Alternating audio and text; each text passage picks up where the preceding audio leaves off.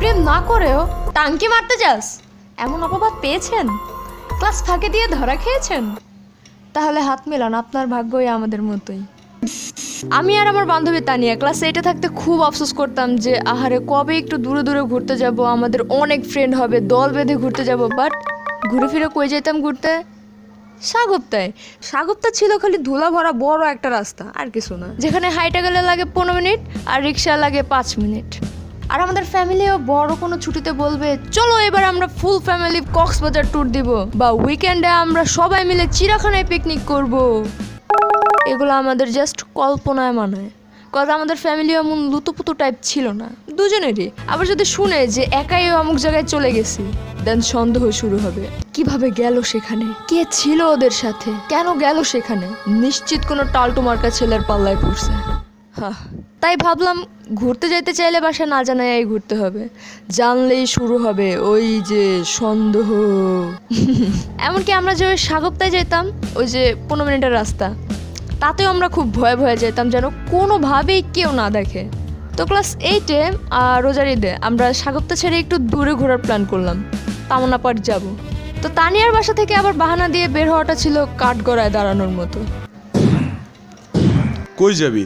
ভাইয়া শ্রাবণীর বাসায়। ওর বাসা কই? ভাইয়া ওর বাসা পাশের লাইনে। এত দূরে? ওর বাসায় কি? ভাইয়া আজকে ঈদ, ওর মা সিমাই খাইতে ডাকছে। কেন এই বাসায় সিমাই রান্ধে না ঈদে? ভাইয়া খাইয়াই আইসা পড়ম। আর তখনই এন্ট্রি হবে আমার। তানিয়া তুই এখনো রেডি হস নাই? মা কখন থেকে বসে আছে তোর জন্য, রেডি হ, জলদি রেডি হ, জলদি রেডি হ। আর থাক বাদ দে, এমনিই বের হ, চল চল চল জলদি ভাগ। তো তখন তামান্না পার্কে বাস ভাড়া ছিল 10 টাকা, বাট 150 টাকা খরচ করে আমরা রিক্সায় গেছিলাম, কজ বাসে ওঠার সাহস ছিল না। এই বয়সে আমরা পড়ালেখা ছাড়া আর কিছুই চিন্তা করতাম না। এইভাবেই প্রথমবার পার্ক থেকে ঘুরে আসি, কোনো রকম ঝামেলা বা ধরা না খেয়ে। এখান থেকে একটু সাহস হয় মনে যে ইয়েস আমরা সফল হয়েছি। ক্লাস 8 শেষ, 9-এ উঠলাম। তখন 9-এ ওঠার পর আমাদের সাথে যোগ হইলো জান্নাত, সে আমাদের থেকে আকারে ডাবল ছিল। ওরে যদি বলি ঘুরতে যাবি, কই যাবি ঘুরতে? অমুক জায়গায়। ও হ্যাপি, মজা হবে। তাহলে শোন আমরা ঠিক 7টায় বের হব, তোরা কিন্তু একদমই লেট করবি না, লেট করে আসলে ঘোরার মজাই নষ্ট হয়ে যায়। ওকে, একদম এক্সাক্ট টাইমে হাজির হবি।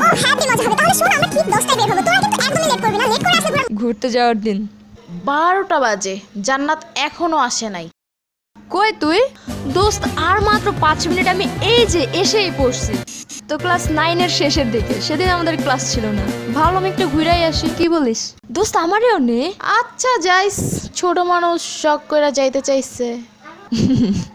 তো বিকালে আমি আর তানিয়া ঠিকই চলে গেছি সাগরতায়, বাট মগা ঢিলার 1 ঘন্টা পরও কোনো খবর নাই। এদিকে আমরা ভয়ে ভয়ে ওয়েট করতেছি ওর জন্য, যে না জানি কে কখন দেখে ফেলে, দেখলেই খবর আছে। সেদিন আবার তানিয়ার ভাইয়ের বন্ধু নতুন বাইক কিনছে দেখে ওর ভাইকে নিয়ে ঘুরতে বের হয়েছে, তারাও বাইক নিয়ে গেছে সাগরতায়, আমরাও সাগরতায়।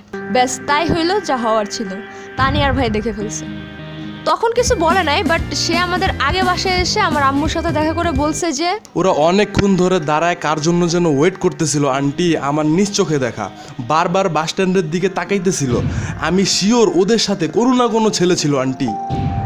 বাস বাসায় যাওয়ার পর হ্যাপি ভাষণ শুনলাম, পরে আর কি এভাবেই তার ভাই আমাদের ঘোরাঘুরিতে বিশাল একটা বাস দিয়ে দিল।